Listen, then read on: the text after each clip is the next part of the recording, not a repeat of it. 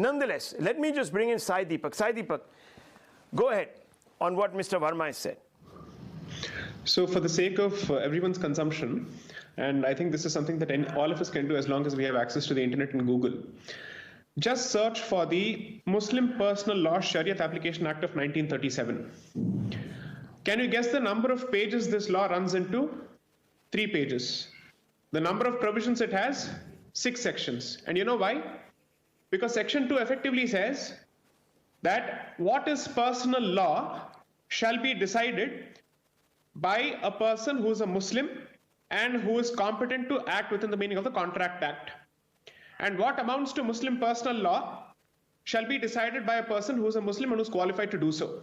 Which means the area of Muslim personal law has been effectively left entirely to the community and its own appointees and its religious authorities. In stark contrast, 4 successive bills under the Hindu Code Bill were introduced in the 1950s. The correction that I'd like to make is that it was not just merely codified. A good number of Hindu customs were completely done away with in the name of rationalization. And what is worse is that the community was never consulted. Today we are being told that from farm laws to everything, farmers should have been spoken to.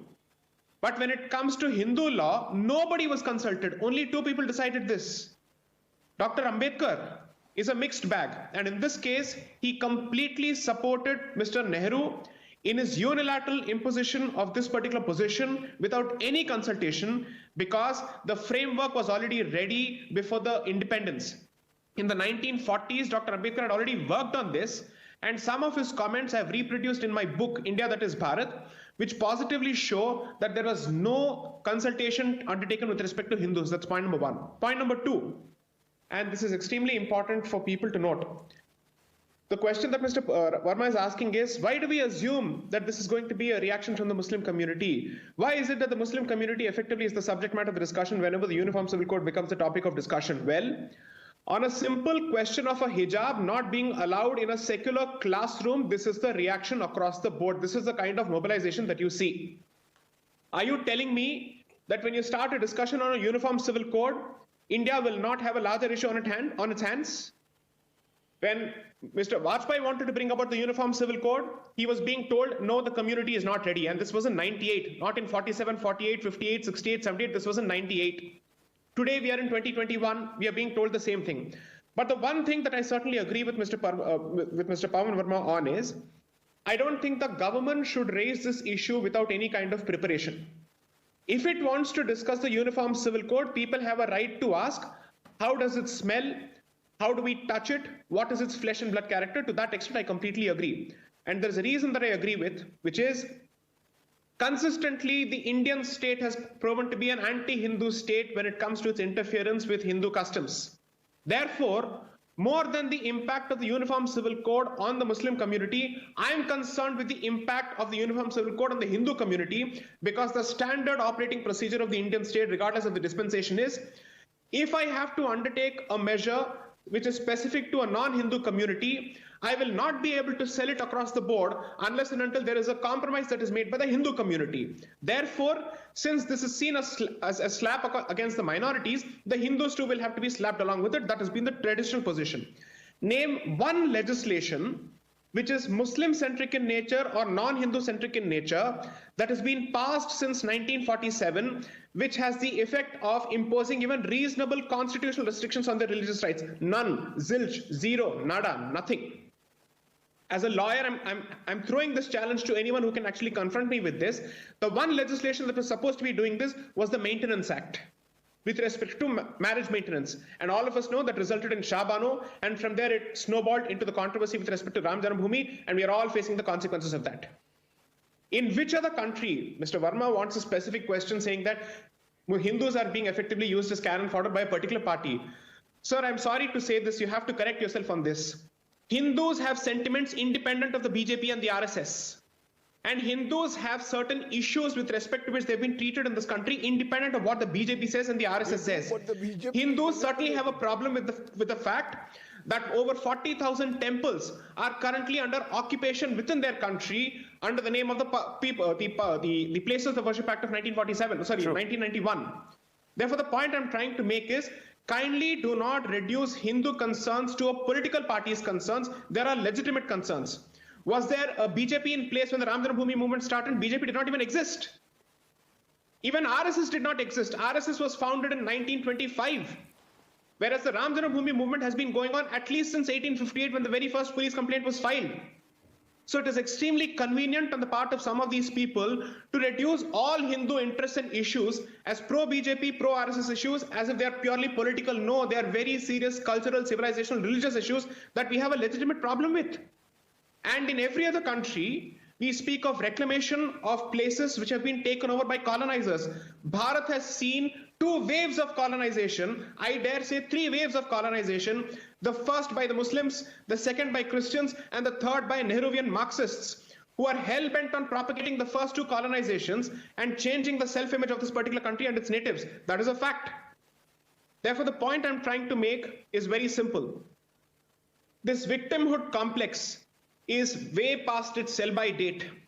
Because if Saudi Arabia can take a look at its past and it can say we wish to move forward, and this is not what we want to be for the rest of our lives, and this is not what we want to be known for, I'm sorry to say in this country, where you effectively recognize 3 specific categories of Ashrafs, Arzals and Ajlafs, well, the Ashrafs are basically changing, so it's time for the Ajlafs and Arzals to change.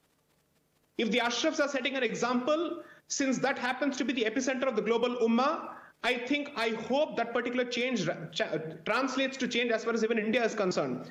I just have one more point to make. In which other country with close to 80% majority would you have expected the majority population to wait for 200 years to get one of its places out of 40,000 places, and that too through the court? The matter reaches the Faizabad District Court. From there, it goes to Allahabad High Court, and then it gets transferred, to the Allahabad High Court in 1989.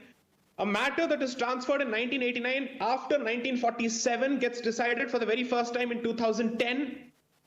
You get a 2-1 verdict, you still don't have your land, then you have to wait until 2019 to finally get it. This is the extent of patience.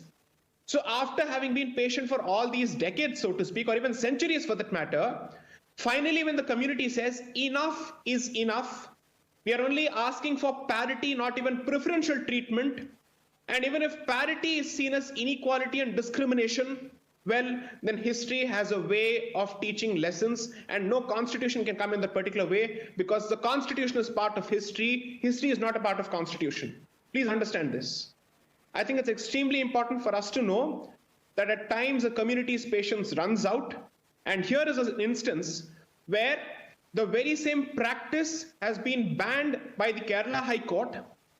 And today we are being told that a school imposing that rule across the board, not specifically to one particular community, is being accused of bigotry and discrimination, and it is standing in the dock. There is one sensitive issue that nobody has pointed out in this entire hijab controversy. Let me highlight this.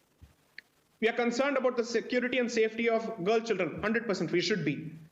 Now, can we take responsibility for any acts that may be committed against the institution and its teachers by elements who believe that this is a violation of their rights? We have seen instances where people have been butchered and lynched and assassinated on the steps of the court for taking a certain decision. What are we doing? We have effectively put at risk the lives of people in that particular institution by blowing this particular controversy and giving this a communal nature. And I've said this before on another program, I'll repeat this.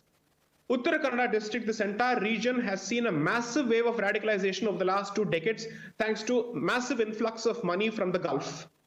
And therefore, that entire place has seen a huge Wahhabization of mentalities, which is why hijab, which was never present even 15 years ago, is suddenly becoming visible, and it's asserting itself. Therefore, and in this regard, I'd like to actually highlight the work of this fantastic journalist by the name Vicky Nanjappa, who's written extensively on this particular subject. When all of this is happening and SIMI's offshoots are operating from behind the scenes, is it truly our case that constitutional rights are at stake? No, I'm so sorry. The country's fabric is at stake, livelihoods are at stake, our security is at stake, and we're looking at the 3rd wave of radicalization in this country, which does not bode well under any circumstances. Well, that was a spellbinding and expansive counter. and didn't want to stop you in mid-flow. Wonderful exposition.